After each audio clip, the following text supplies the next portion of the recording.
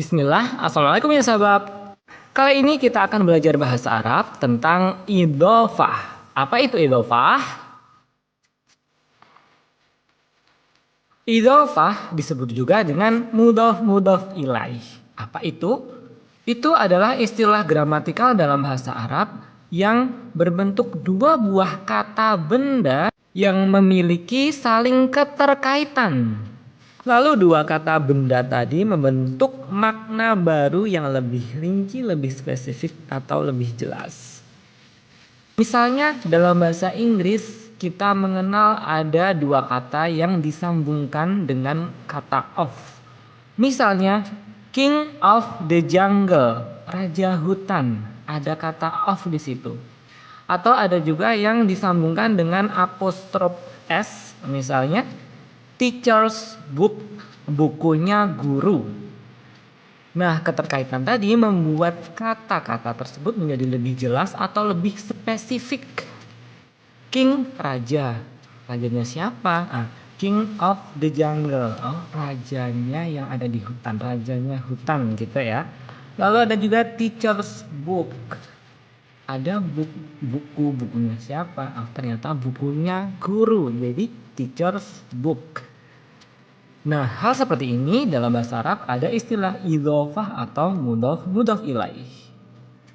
Ya sahabat, idhofah adalah dua kata benda atau isim yang digabungkan sehingga membentuk satu makna yang lebih spesifik.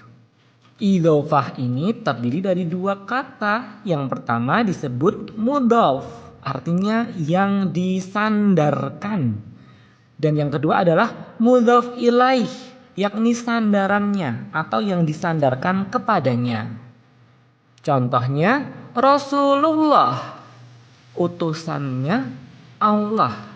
Nah, Rasul di sini adalah kata yang disandarkan, utusan. Terus utusannya siapa? Nah, disandarkan kepada Allah.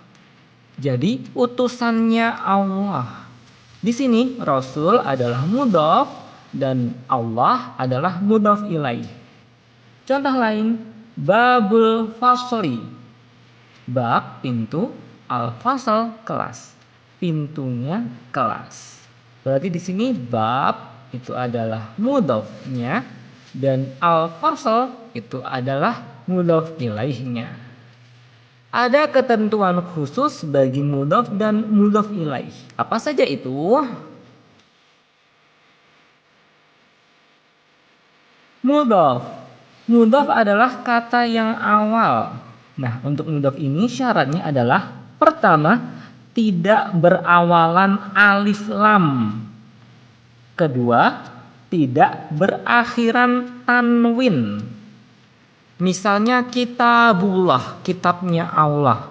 Maka kata kitab ini adalah mudhof, tidak boleh diawali alif lam. Al-kitabu al-Allahi, tidak boleh. Tidak boleh juga kitab ini diakhiri dengan tanwin, misalnya kitabun Allahi. Ini tidak boleh. Kata kitab karena sebagai mudhof tidak boleh berawalan alif lam dan tidak boleh berakhiran tanwin. Ada satu catatan lagi untuk mudhof. Apabila mudhof ini berbentuk jamak atau musanna, yakni lebih dari satu atau dua buah gitu, itu huruf nun di akhir kata harus dihilangkan. Misalnya dua buah pena, berarti satu pena kolamun, dua pena kolamani. Misalnya dijadikan mudhof, misalnya nih dua penanya Ahmad, berarti nun terakhirnya dihilangkan, jadinya kolama Ahmad. Dua penanya Ahmad, bukan kolamani Ahmad. Kalau yang kolamani Ahmad ini salah. Contoh kedua, karyawan-karyawannya sekolahan. Jadi satu karyawan itu muwaddofun. Kalau banyak jadinya muwaddofuna. Bila dijadikan idhofah, karyawan-karyawannya sekolahan, maka muwaddofuna dihilangkan nunnya. Jadi muwaddofu al-madrasati. Karyawan-karyawannya sekolahan. Tidak boleh muwaddofunal madrasati. Ini salah. Yang betul muwaddofu al madrasati. Kemudian kata yang kedua disebut dengan mudhaf ilaih yang disandarkan kepadanya. Ketentuannya, mudhaf ilaih ini sifatnya adalah majrur. Apa itu majrur? Majrur secara umum diakhiri dengan harokat kasroh. Contohnya babul masjidi, pintu masjid. Maka mudhaf ilaihnya berharokat kasroh, al masjidi. Tidak boleh babul masjidu atau babul masjida, harus babul masjidi. Atau bustanul atfali, taman kanak-kanak, tamannya anak-anak. Berarti mudhaf ilaihnya al-atfal harus berharokat kasroh, tidak boleh dhammah, tidak boleh fathah.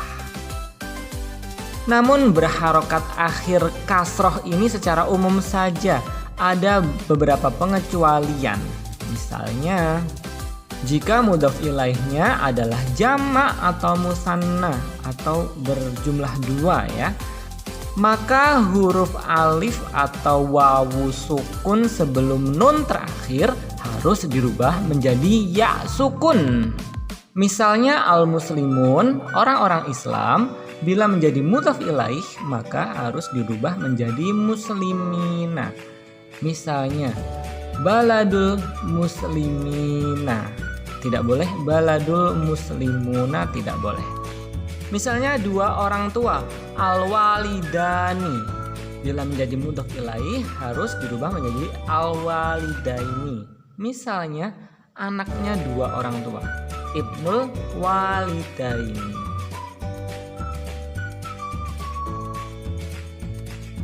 Kemudian mudhaf ilaih boleh juga berbentuk kata benda tapi tidak secara nyata. Misalnya apa misalnya? Misalnya berbentuk kata tanya atau ismul istifham. Misalnya ibnu man. Nah, ibnu anak, man siapa? Ini anak siapa gitu. Jadi ibnu man boleh ya, seperti itu.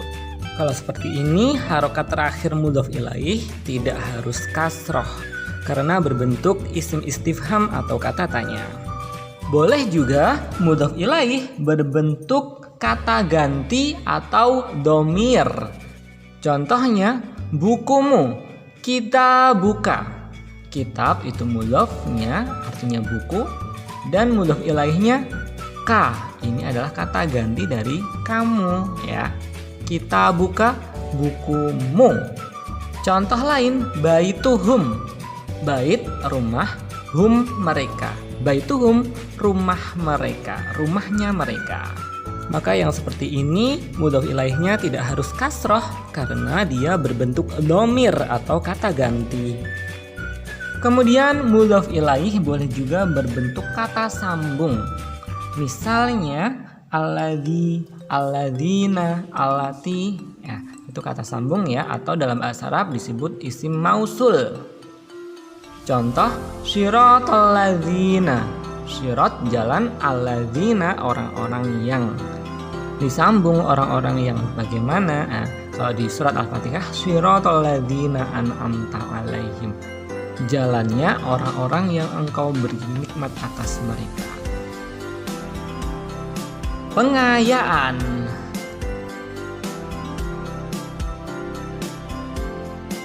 Fungsi atau kegunaan idhofah.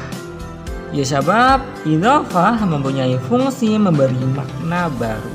Apa saja itu? Ada 3. Pertama, memberi makna min atau dari. Contohnya khotamu hadidin, cincin besi. Fungsi idhofah di sini memberi makna dari atau min. Nah, aslinya khotamun, cincin, min hadidin, dari besi. Dibentuk jadi idhofah jadi khotamu hadidin. Contoh lain misalnya babu sajin, bab pintu, sajin kayu. Maknanya babu sajin, pintu dari kayu. Yang kedua, fungsinya adalah memberi makna fi atau di. Contohnya, Malikul Ghobati, raja hutan. Aslinya adalah Malikun fil Ghobati, raja di hutan. Atau Saumu Ramadan, puasa Ramadan. Aslinya Saumun fi Ramadan, puasa di bulan Ramadan. Contoh lain lagi, Ma'un Nahri, air sungai. Aslinya Ma'un fin Nahri, air di sungai. Nah, dijadikan idhofah jadi Ma'un Nahri, air sungai. Kemudian fungsi ketiga adalah memberi makna untuk atau milik atau makna lam. Misalnya babul fasli, pintunya kelas. Babun lil fasli, nah pintu untuk kelas. Atau kitabul ustadzati, bukunya ustadzah. Kitabun lil ustadzah, buku milik ustadzah. Sekian dulu pembahasan tentang idhofah untuk kali ini. Terima kasih, semoga bermanfaat. Alhamdulillah. Assalamualaikum warahmatullahi wabarakatuh.